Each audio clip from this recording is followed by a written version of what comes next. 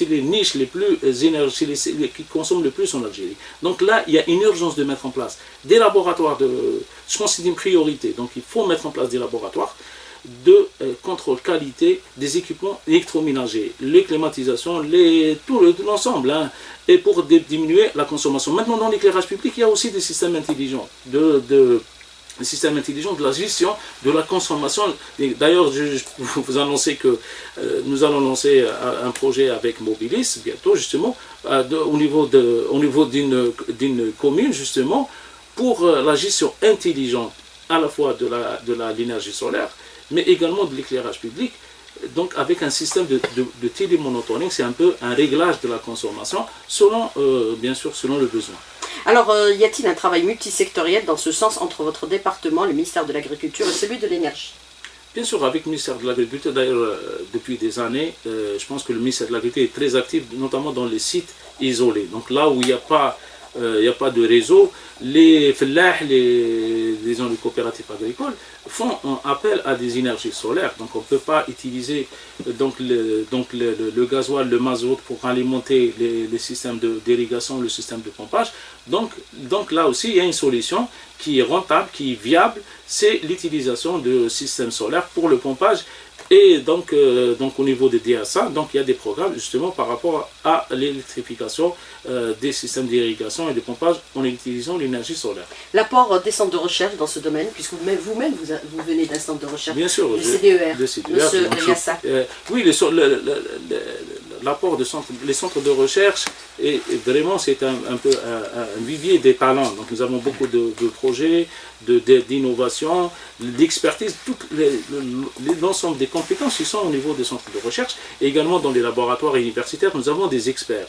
Maintenant, ils développent des solutions, ils développent des prototypes, ils développent des produits. Quand on parle de l'hydrogène, le CDER a développé depuis des années des prototypes d'hydrogène. Ils ont même développé un brûleur en hydrogène. Donc on a même un chalumeau qui fonctionne avec de l'hydrogène, c'est un peu l'électrolyse de l'eau. Donc il y a beaucoup de solutions, il y a beaucoup de projets au niveau des centres de recherche, des laboratoires universitaires qu'il va falloir valoriser et qu'il faut aller à des niveaux plus importants, à des niveaux démonstratifs et même à l'échelle de l'exploitation à grande échelle. Alors vous avez élaboré votre premier programme qui a été largement distribué, discuté par le gouvernement au plus haut sommet de l'État. Vous êtes en voie de réaliser un deuxième pour le gouvernement aujourd'hui, puisque vous êtes sous l'autorité directe du Premier ministre. Pratiquement, nous sommes en train de travailler sur le deuxième rapport et nous allons demain, Inch'Allah, on va publier le référentiel national de l'éclairage public.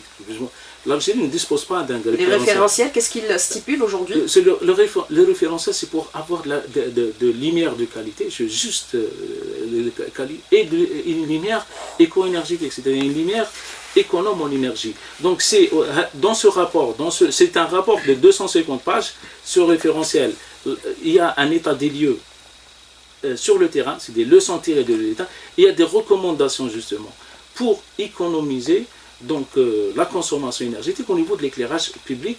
C'est des recommandations pratiques qui sont destinées à la fois aux professionnels, destinées aux collectivités locales et l'ensemble des secteurs qui sont concernés par l'éclairage public. Donc c'est un document qui va être distribué à 1541 communes. Donc chaque commune aura son référentiel, c'est un guide technique, et même aussi il a été rédigé.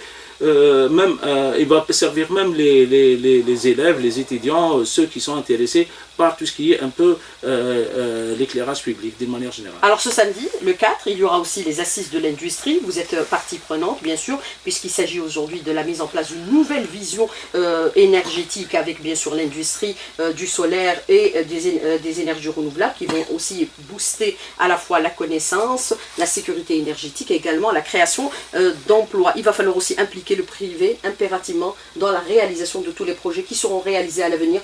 Professeur Riassa, il ne peut pas y avoir que Sonelgaz et Sonatrach. C'est la nature même de la transition énergétique, c'est le privé.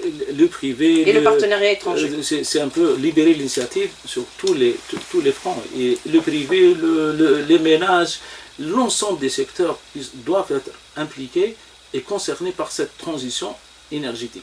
Maintenant, vous avez parlé de l'industrie. Là aussi, il faut cette transition énergétique doit être accompagnée par l'émergence d'un tissu industriel sur l'ensemble de la chaîne de valeur. Donc, c'est un peu les panneaux solaires, les onduleurs, les batteries. Il y a un besoin immense justement pour la réalisation de ces programmes. Maintenant, il y a aussi un besoin immense en création de petites entreprises, des start-up. Donc là, il faut mettre en place les conditions essentielles, favorables pour l'émergence de cet ensemble un peu. Il faut mettre en place un écosystème justement intégré qui intègre bien sûr l'industrie, la recherche, les centres de recherche, les PME, PMI et bien sûr les acteurs de l'énergie de manière générale.